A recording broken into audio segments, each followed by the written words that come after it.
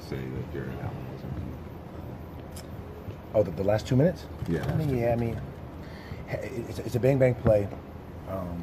That call was, throughout the years been called so dramatically that refs have kind of slowed up on that call to wrap, especially in the fourth quarter last couple of times. So it's understandable they're not calling it. We would like to get that call, but we had watching the film. We had so many other opportunities, and that's what it is with a young team. It's difficult for them to seize the opportunities when it is because they've never been there. The game's going a little bit faster. So hopefully, this game, obviously an important game, eliminate this game for us, that we can start seizing some of these opportunities. Speaking of being a young team, in a way, do you feel like you guys are also fighting for not only the 76ers, but fighting for respect as well?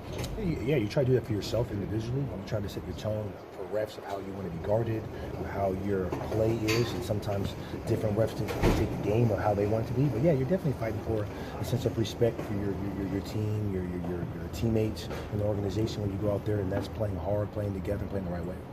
When you players and coaches, we see them take out the refs sometimes. We don't often see the team GM president do the same thing. What was your reaction to Sean during the game? Obviously, we heard about it. Yeah, I think you see how much he's invested with the team, and you got to think about this. Sean was an ex-player too, so it's not like you're dealing with someone, so he still had his competitive juices at all time, and obviously still kind of fresh of the GM, and just shows you his personality. A fiery guy, a guy that doesn't like to feel like it's a disadvantage. I want to be in the same playing field, and I think that for the most part, we're trying to set the tone for what he wants. And then once the owner gets involved, that just lets you know you have the full support. Once the owner, especially, has been more vocal, they've been at more games, and him showing the support, saying that what they've seen and watched has been a little, not called evenly, maybe.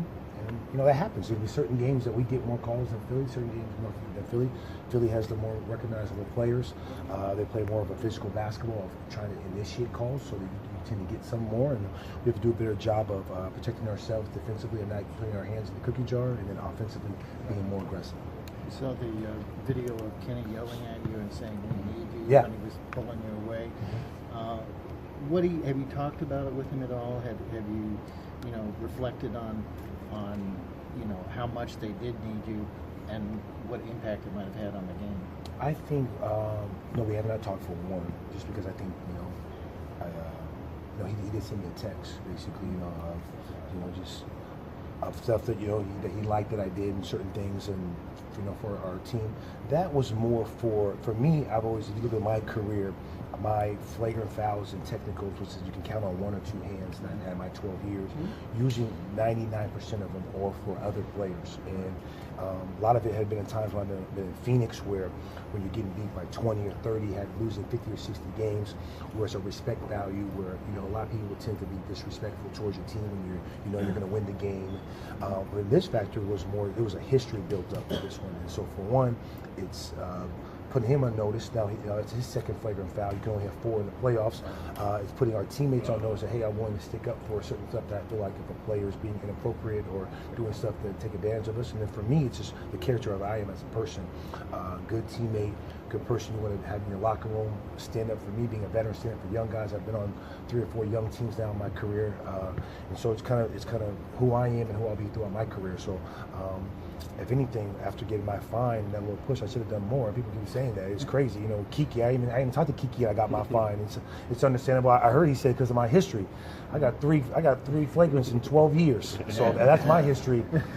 I wonder how we're going to have an NBA Finals if a push gives you that. But another day, another story for that. Hey, Jared, didn't you have one with Booker? Didn't you have one like you were sticking up for Booker? I had one for Booker yeah. for Ennis. That was more social media. That wasn't more on the court. I've had I've had one.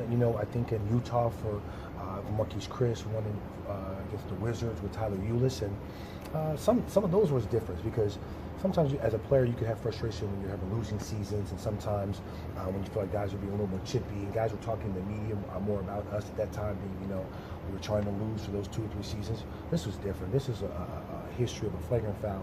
The game, I think one it was, or game 2, and this is another flagrant foul that's being happened.